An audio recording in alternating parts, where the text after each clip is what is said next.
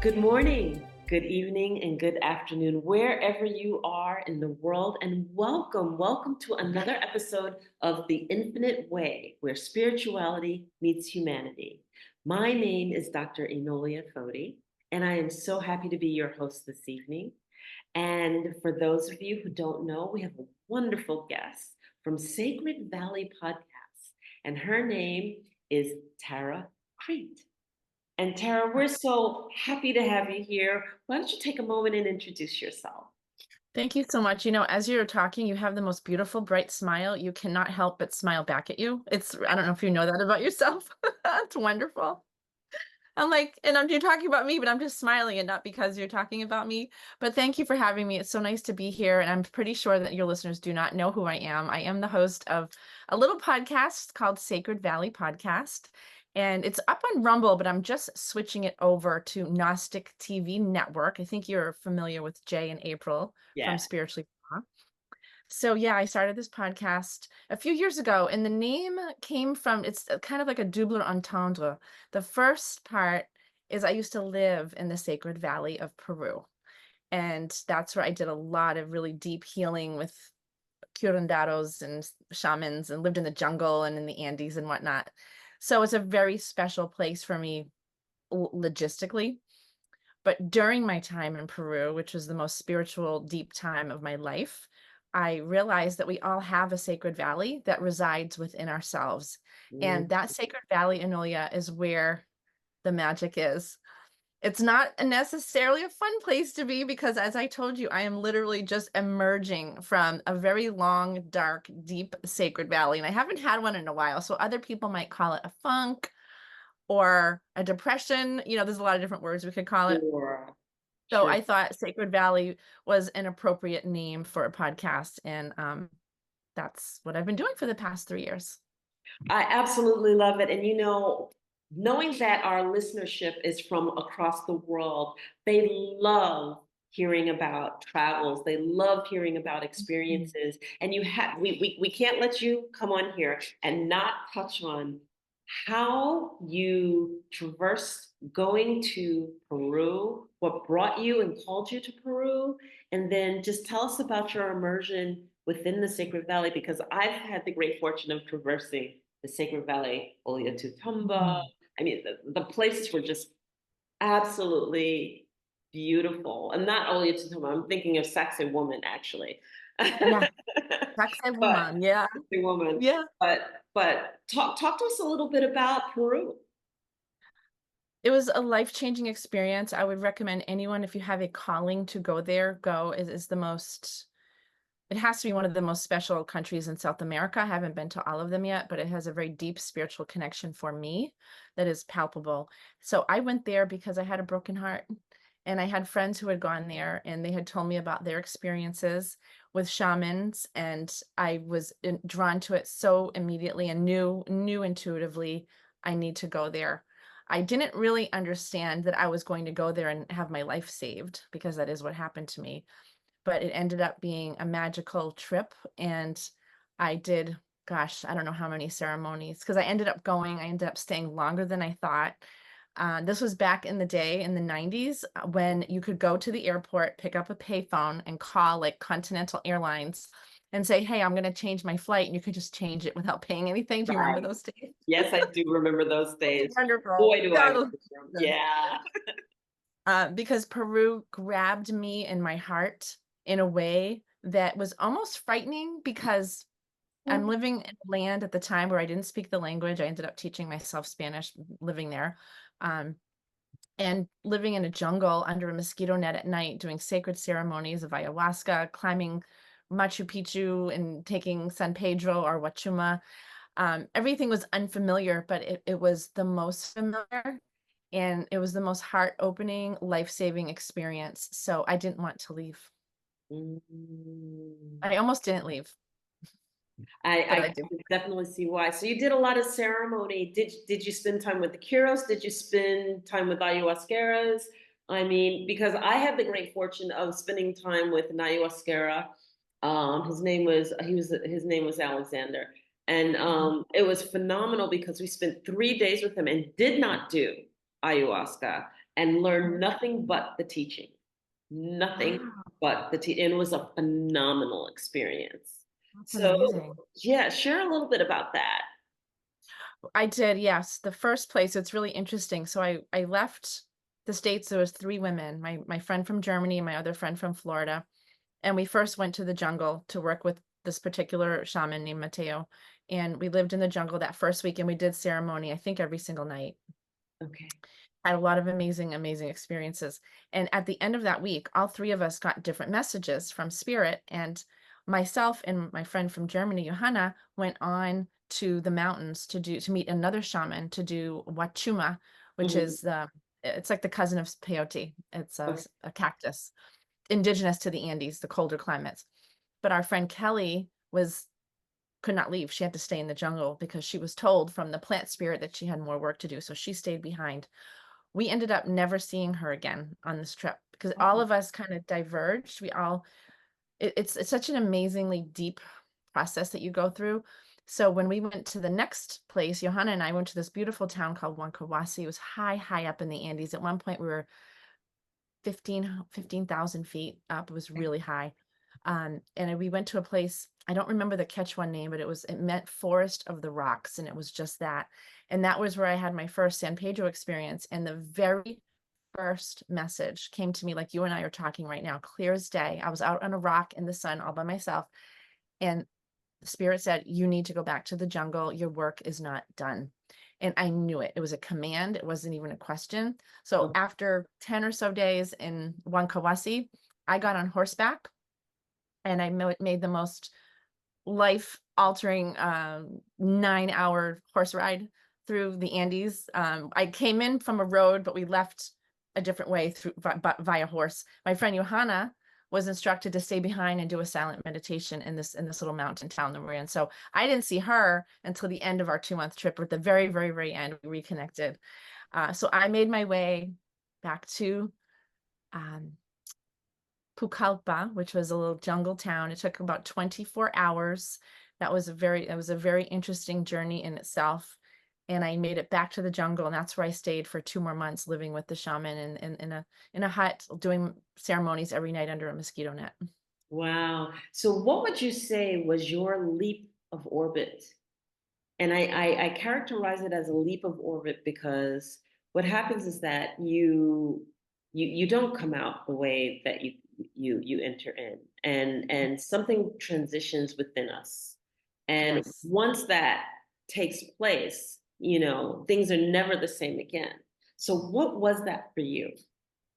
It was the first night that we got to the jungle when the three of us were there, and it was my first time taking the sacred medicine, ayahuasca.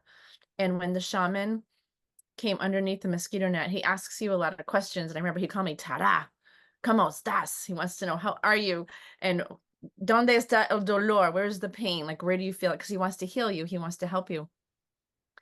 And then after the healing was over, I had my head in his lap in Anolia. The most amazing wave of love came through me. And also, I saw Peru winding through my body and through my heart. And the message said, this is here forever. And I didn't know this this is the very first night of my trip. I understand it now.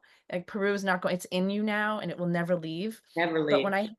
my head, yeah, you understand me. Yeah. I had my head on Mateo's lap and I had a love for this man who I knew nothing about. I couldn't speak to him. I couldn't communicate really. He spoke Quechua and Spanish. I spoke French and English. There was just this universal language that we were having. I felt more love for him than I even felt for my family and my mother. And I was very confused by it though. So I had some interesting things happen because of that, because to feel that kind of love, to be touched by that was life altering, to say the Yeah. least. Yes. And so here it is, you're in the sacred valley of your heart, traversing. And, a lot of people just hear plant medicine and they hear, what you did, but no one really understands the journey. Mm, And I love the fact that your podcast is called Sacred Valley because the journey within is as vast as you looking up in the sky and saying, I'm going to that particular star, right? true. And Hmm. so, and I know you understand, and I want to give our listeners just a little bit of understanding of what it's like to traverse the journey, the valley within, the universe within. Do you want to share a little bit? I can share one story, but what I want to say is when you engage with the sacred plant medicine, it is so much bigger than we are, Yeah. to the point where, because we do sacred if you're working with ayahuasca specifically, you only do it at nighttime. It's a nighttime. The plant spirit is to be revered. It is extremely powerful. And I always want to do this when I talk about the grandmother spirit of ayahuasca. Um, and it's always done at nighttime. That's where the deepest work is done.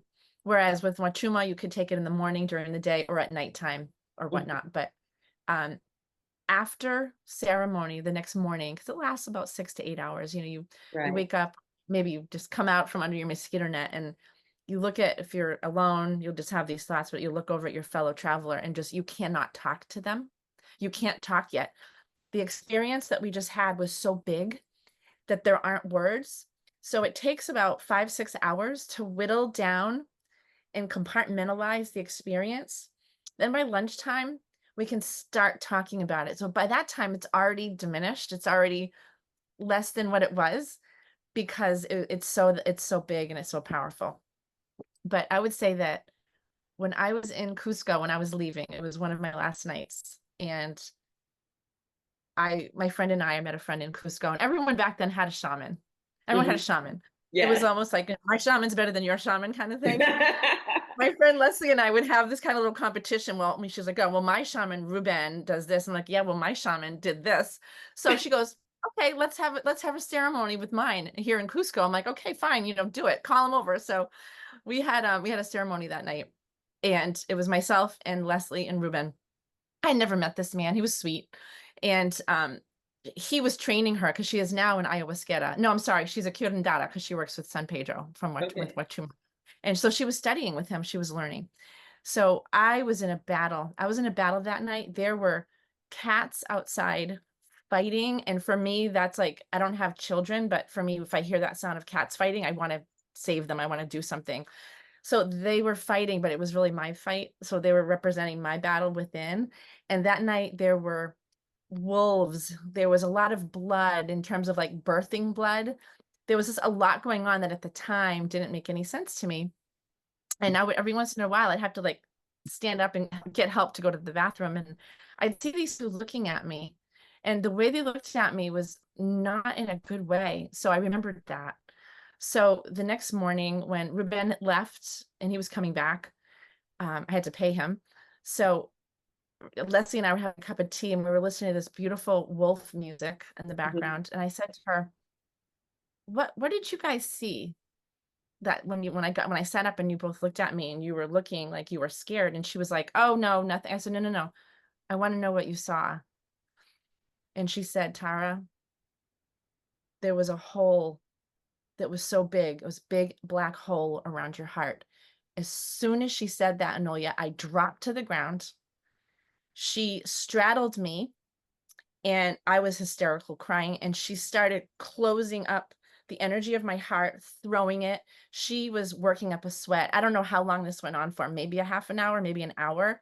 Okay. She was closing this giant hole that I know now would have taken me.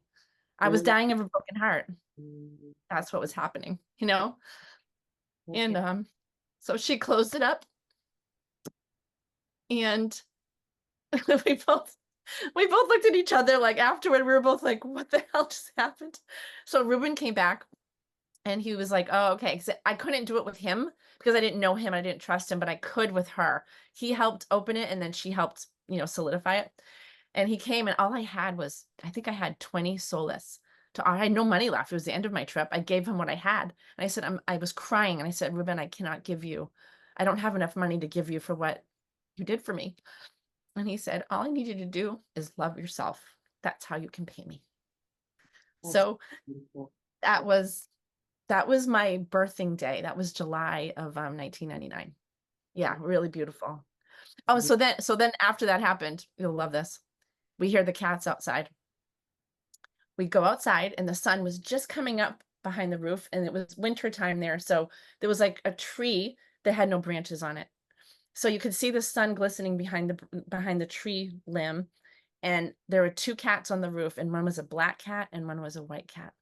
And they were rearing off.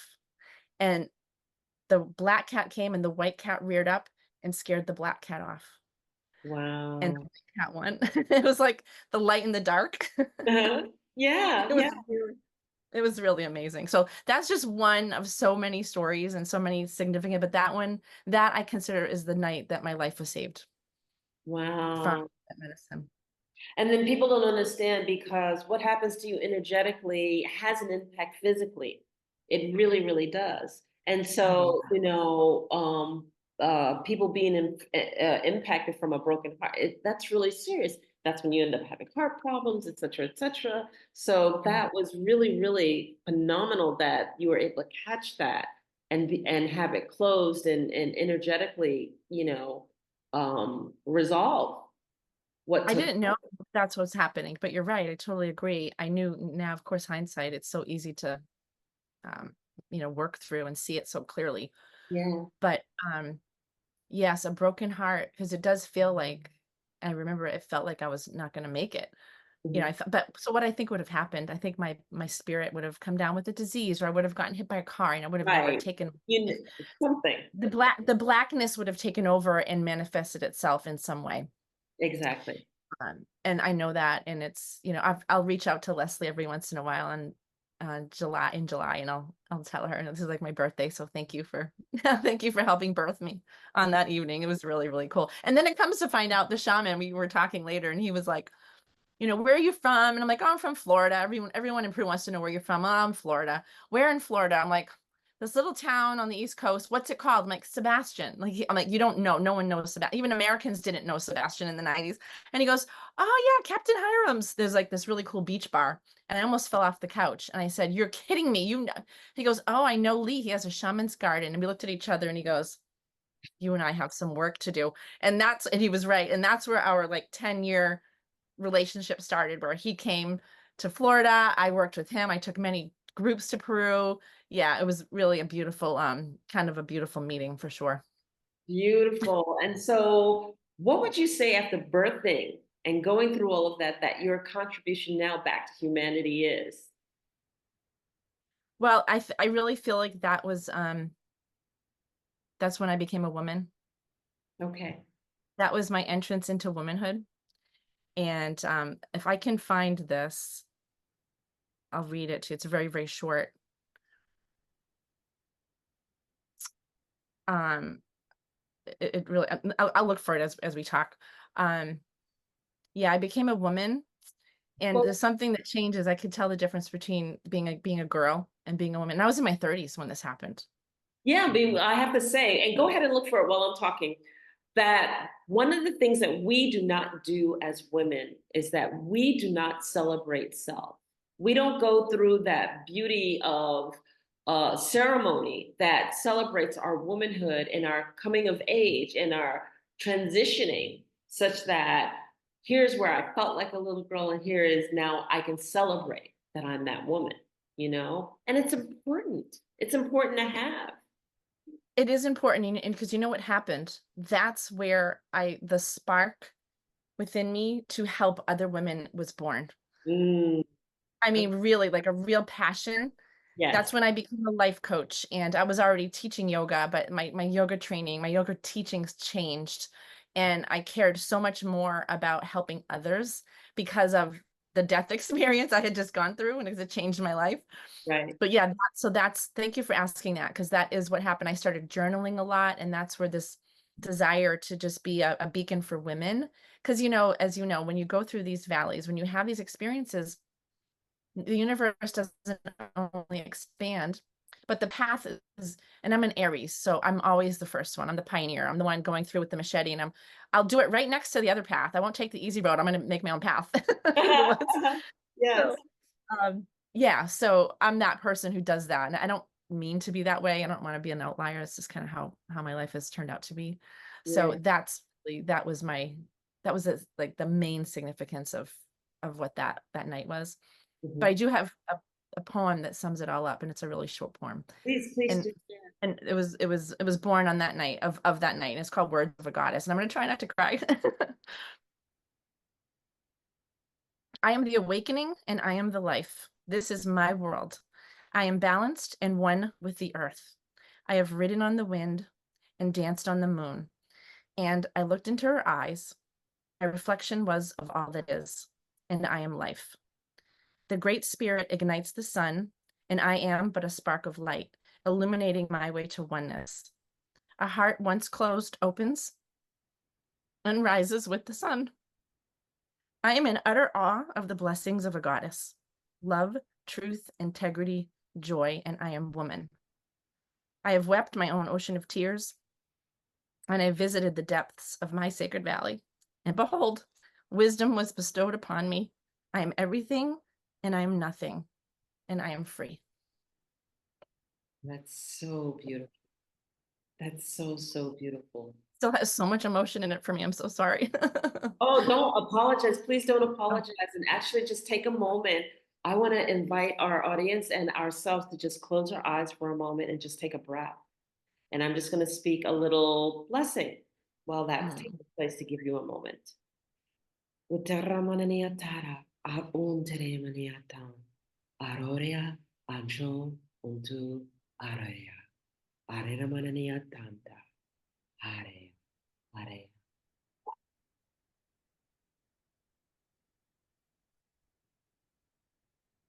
beautiful.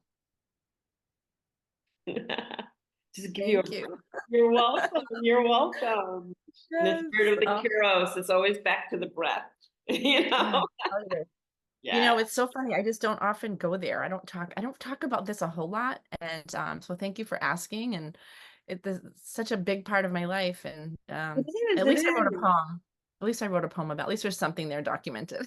Oh my goodness. But when we go through these conscious transformations and they mark our lives like this, it is huge. It is huge. And I understand my coming through the birth canal was quite different because it was the moment and the conscious time that I just decided that it's going to change and I'm going to do whatever it takes and all of the work and I'm going to face every fear and I'm going to step where I'm so uncomfortable and I'm going to look in a mirror and I'm going to love what I see Mm, when I'm completing this process, and that all of the challenges of my limited beliefs I'm going to take on, and when we do this, it marks like it's a leap of orbit. It's a time in our lives where we consciously have decided that whatever it takes to raise our vibration and to take that next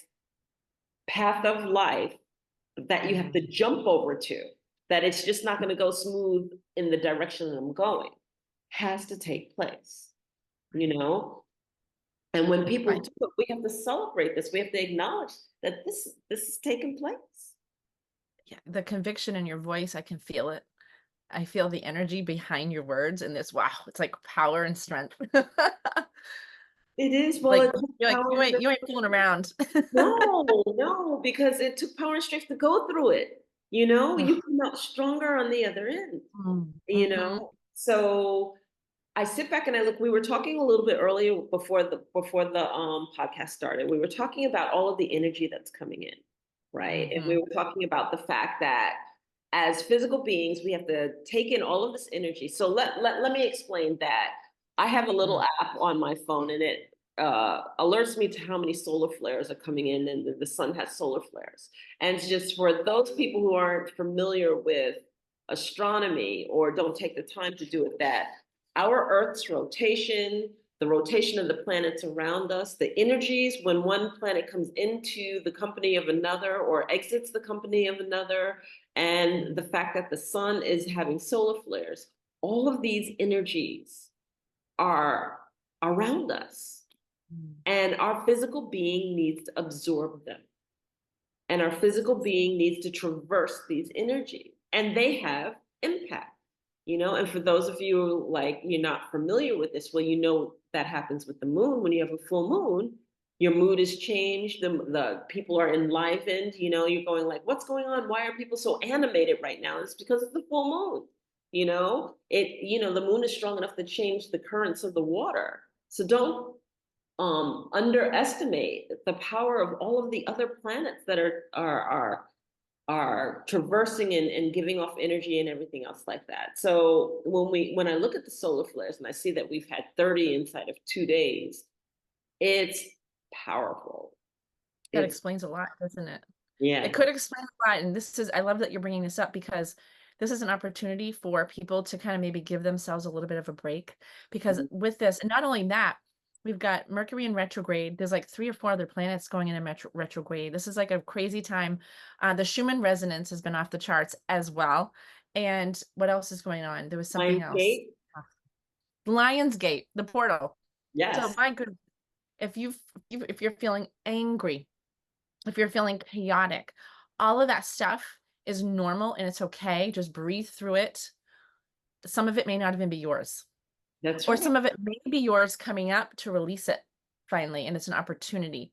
But I would say, let's try not to judge ourselves and to just let ourselves feel what we're feeling, but don't give in to the emotion. Anchor yourself.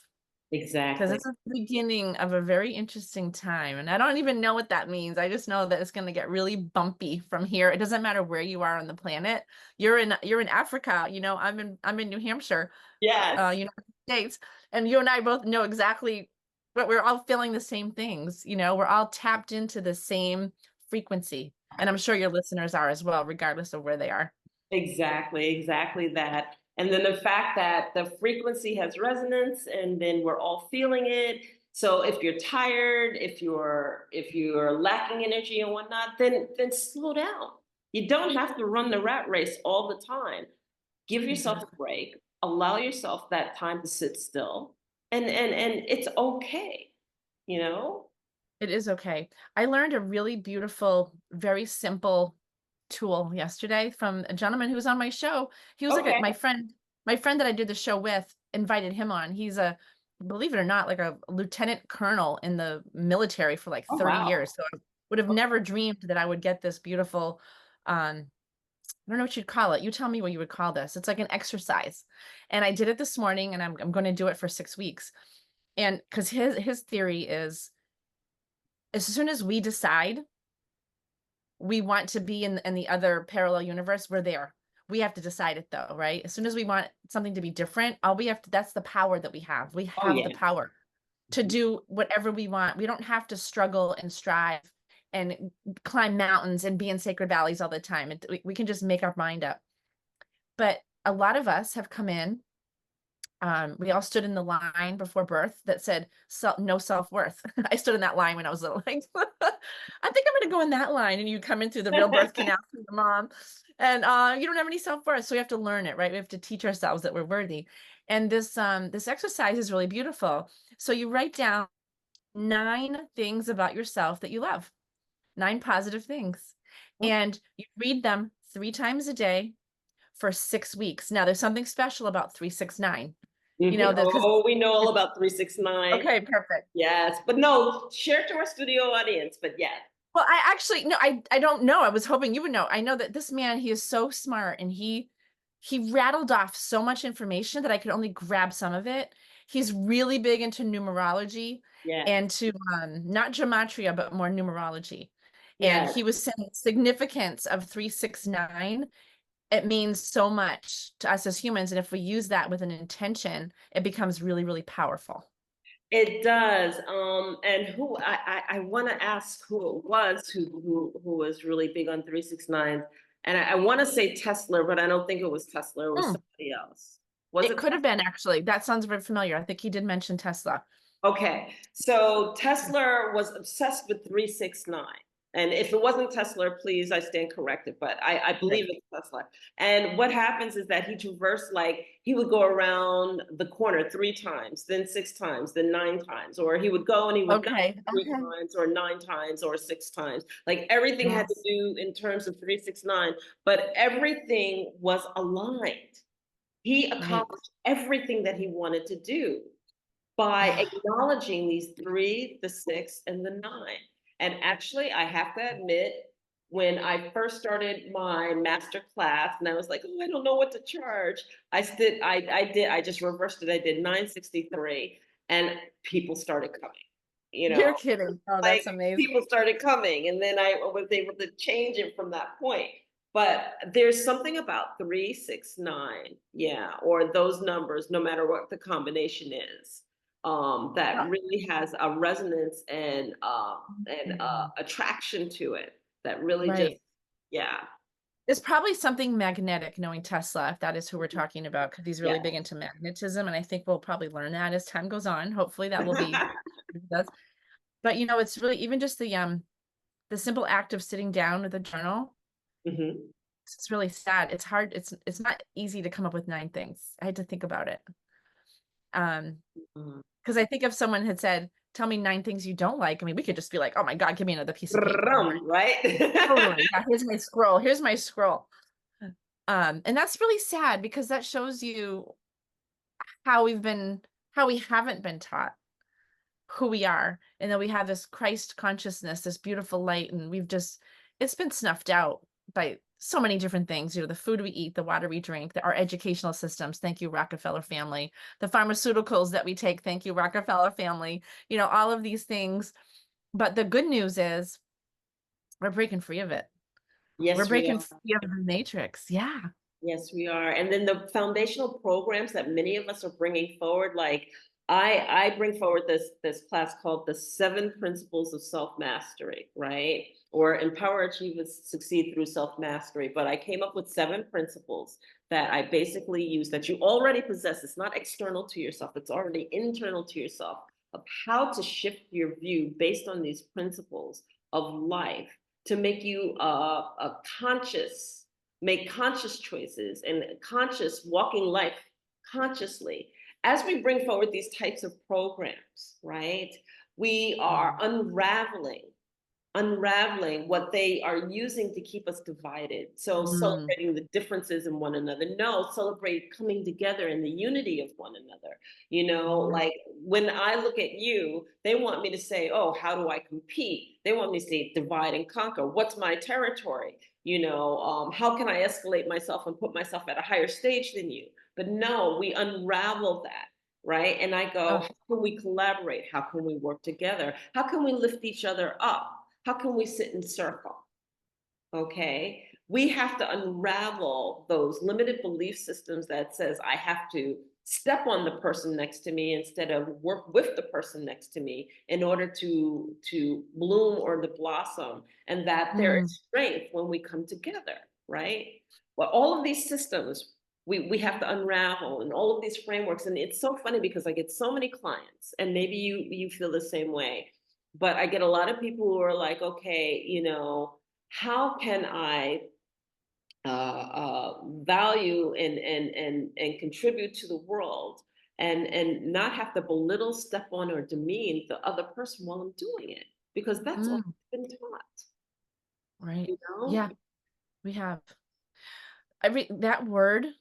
That word, unravel, has so much energy, but especially coming from you. So I don't know if you're going to have like a mini conference called like unraveling the something, but that's a really powerful word for you. And it's so important because there is an unraveling taking place, and it makes me want more of it. I'm like, unravel us, get us out. Let's, because if you lay us all out, I want to be like pure as the driven snow when we were first came here, before we came here. I want to know, I want the veil lifted, and I Yeah. want to be unraveled. I Yes. love that. I love that word. Well, which leads me to you, Tara, in terms of you come. I always say that everyone has a plethora of gifts. You come to us with gifts that you have not shared with our audience. A couple of the gifts that you have that you might quietly tuck away and not say anything about, but we know that are I mean, there. like my intuitive gifts, like just like God-given gifts. Is that what you That's what I mean. Yes. aren't we all? We all have a very empathic, so it can be a curse sometimes, but not really. It's more of a blessing, to feel so much, to feel so much. Like, well, for example, last week there was a young lady here in her 20s, and her mother had passed away about 10 years ago, and I I felt her pain. I felt her pain, and I just instinctively got up and I just wanted to hug her because I know that I can take some of it away. But she wasn't that kind of person, and she ran away. And we didn't see her for the rest of the night. And I thought, oh my God, okay, I need to check myself. But it was just so intuitive for me to stand up and just, oh, I just wanted to hold her because I Mm-hmm. know that I can, I can absorb some of it. And so she doesn't have to feel it, but you can't do that if someone doesn't want you to do that. So that was an interesting lesson for me to learn. Yeah. Um, yeah. And I just got my Reiki training, my Reiki one. Congratulations. Thank you. Oh, a long time coming. It's so beautiful to put your hands on someone and to get downloads of information Mhm. that can help people. And I always ask spirit, like, if there's anything that they need to know, let me know. And then I ask my client, what do you want to know what I heard? Mhm. Because it's a respect thing. Because maybe they don't care. Maybe they're just there to be quiet and relax for 20 minutes and have a Reiki session. I don't know. So I would say that. And mostly I can feel energy in people's voices. I don't quite understand this yet, but I saw a really interesting video the other day about vibrational healing. And it's called, and there's a website for it. It's called The Sound of Something. I'm going to need to look at it. And I have it written down because this woman was talking about how they found what frequency like cancer had, and they played the opposite of it, and it cured people. And Yes. I thought sometimes I can hear someone's voice and I know if they look like their mom or their dad. Like, I don't even know how to explain that. Or if they're like their mom or their dad, there's something in the vibration of someone's voice that I can tell a lot from them. I don't know if you call that a gift. It's just a very interesting thing that It I is a can do. gift. I'm going to tell you that it is a gift because I know the downloads that I have had is the fact that certain resonances do heal, and that Mm. that's the way we're going to be healing in the future more and more and more and more. And so the fact that you acknowledge and know that your voice has resonance and that it Yeah. has a frequency that is able to assist people. I know that mine does too. It's just something I've just Mhm. accepted. This is not coming from a place of arrogance or ego Oh, at no, no, all. no. You're just owning it. Yeah. And it's funny because intuitively when I'm doing a session, when I'm doing a shamanic session or an energy session, Mm. if I feel compelled to tone or to just, sing a certain resonance or a tone, I just do it because that's what's coming through. And so I would just say, if that's what you're feeling, honor it, let it come through. If somebody tells you, or if you get that download, not somebody, but if you get that download to tone or to speak a certain way or whatever, just do it. I even when I speak the language of light, it affords me that opportunity. It comes at a certain tone, it comes at a certain resonance, and Yeah. I just honor it. I just honor it. Sometimes it's high, sometimes it's low, sometimes I sing. I don't know. I just And you don't judge it. You don't judge it. You no. just I'll allow let it you. to come through. Yeah, I don't know what you said before, but it was the most beautiful melodic sound. And I know Mm. that it had a lot of love in it. It was gorgeous, and it felt so good. It felt like a little soft vibration. Yeah, that was the language of light, and really, it's we all have it. We all have the language that we had before we were birthed here on this earth. And some of us Mm. remember it, some of us, we don't. It's still there, and it's not the same as speaking in tongues. Okay, I just want to Okay. clarify that. And Mm. then it has a resonance, it has a frequency, and it has an intention behind it. And for me, it's pure love, pure love. And it has a healing aspect to it also, you know. And for those who speak it, they'll share the fact that you can change frequency in that language also because we Mm. all come from different dimensions of being, and so different dimensions has different language, but it's still all about that sound, the sound frequency, and that it's healing, it's calming, and your subconscious knew exactly what I was saying with the That's intention it. behind it. There was But a communication pathway going on. Yes. Yes. And it's not very different from the time in the jungle when I was being sung Icaros, which are the mhm, most beautiful sacred songs from the yeah, shaman, and it sounded otherworldly, especially when you're under the influence of this amazing plant medicine, you hear these songs, and the songs are designed to heal you, to lift you up, to carry you away, and they do that. And they're so beautiful, but you can feel the vibration in them. So Mhm. I'm excited about what you're saying, because I do think that this is a whole untapped field. And when I saw this video the other day of this woman talking about how they're healing, and this was an old video, Enolia. It was like, it must have been 90s. It was not a very good quality. So she's Mhm. been talking about this for a long time. And I thought, what a shame that we're not doing this yet, because so many people can be healed, and it's coming. So that's what's It's exciting. coming. It is. It's coming. I mean, what an exciting time to be alive. Is there any better Uh-huh. time to be alive, right here on the cusp of the big, massive awakening, the great awakening, the massive shift that's going on? I mean, I wouldn't miss this damn time for the world, lady. I wouldn't. And we signed up to be here. We're here. Then we We're signed up. ready. Yes, we did. And yeah, standing in that strength, standing in that moment and saying, okay, bring it on. I'm ready. I'm ready to work. I'm feeling and I'm sensing that the people who are going to be listening to this, I'm already tapping into that energy. There are people that both of Anolia and I are encouraging you to shake all of that disbelief, the self-worth stuff off of you. And it's time to step into this, because the energy supports it. There's no better time. Because I think, especially for women, if there's men listening too, that's great, because you can do the same thing.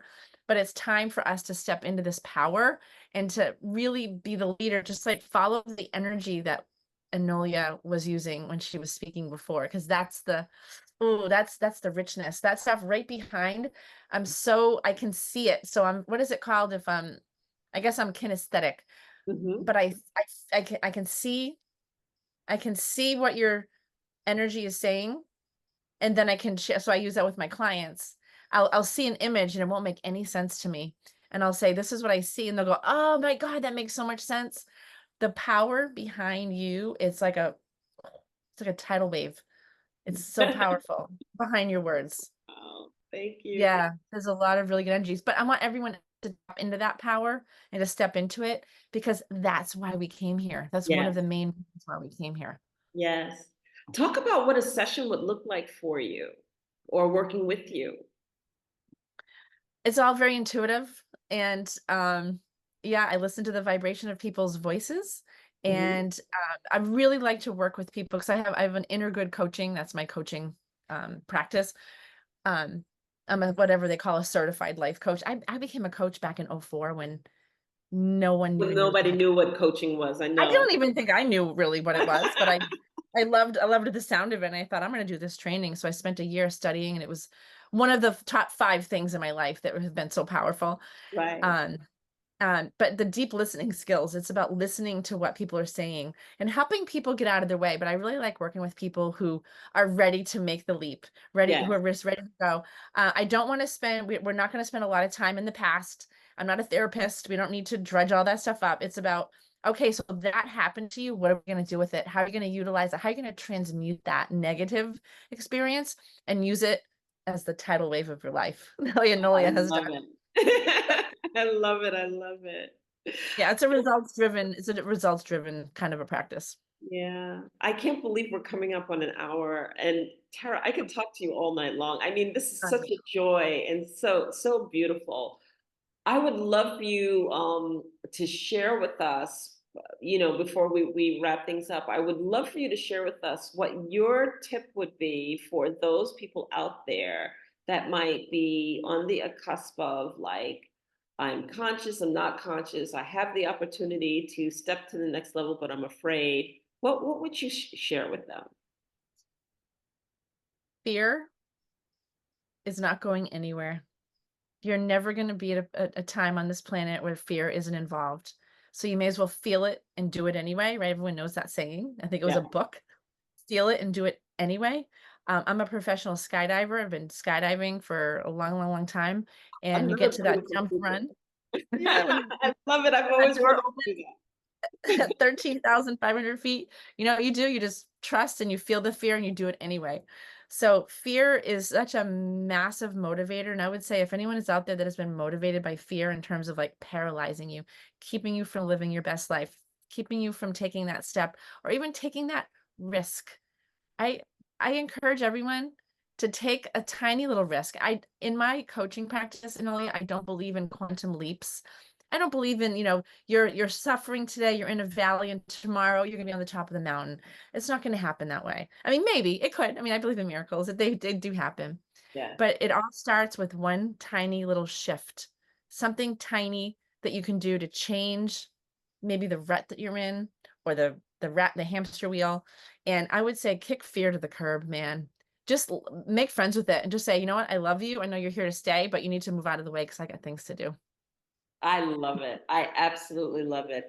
Please take the time to share with us what's going on. What can we see from Tara Crete on Gnostic TV and Sacred Valley, and how to reach you and how to connect with you for a session, whatever the case may be. Let us know what's Yes, going thank on you with so you. much. Yeah, so Sacred Valley podcast is moving over to Gnostic TV network, and I already do have several interviews up, and you're going to be one of them. So we're going to talk about that when we get off. Great.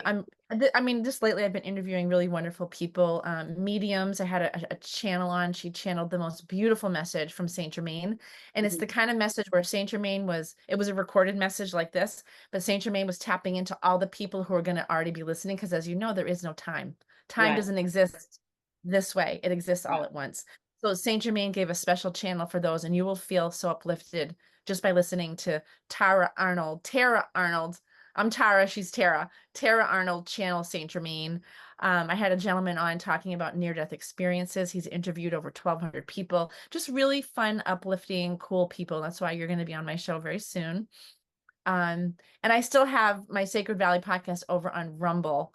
So it's a little bit more political. Like if you just want to get like a little more edgy and you want us to talk, you want to hear about what we think are going on here in the States, you can tap in there. But we do have something special to offer your audience. And I just did a little mini conference, a little mini summit, where I invited 6 people to speak on what they would like to know what a new sacred earth would look like. So the name of the event on Gnostic TV network is called New Sacred Earth.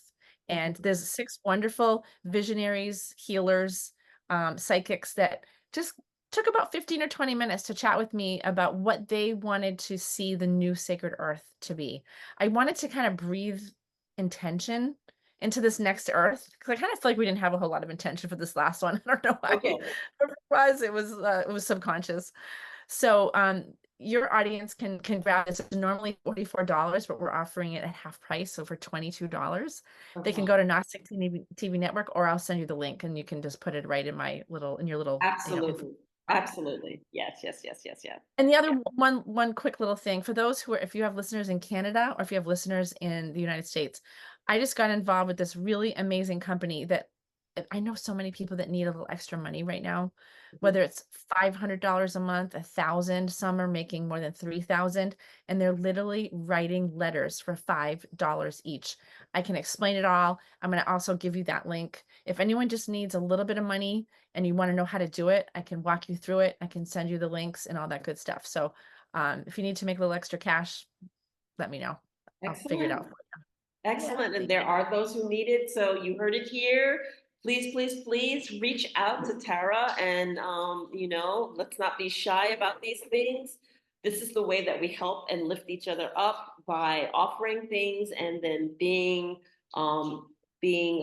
confident enough to just follow up on it, because we know that a little extra money coming in hand can always help. Always, always, always. Absolutely. No doubt. Thank you so Yeah. much. Thank you. Thank you so much for being here. This is the quickest hour that I've ever had. I can't believe it went by so fast. And so I just want to say thank you for being here. Thank you for sharing your stories and your heart. We love you. And if you enjoyed this episode, then please like us, please share the information that Tara has given also to someone who might need to hear what we've just stated. And please come join us again on another episode on The Infinite Way, where spirituality meets humanity. Thank you, Tara, for coming. We appreciate you. Okay. And we'll see you next time. Take care, everyone.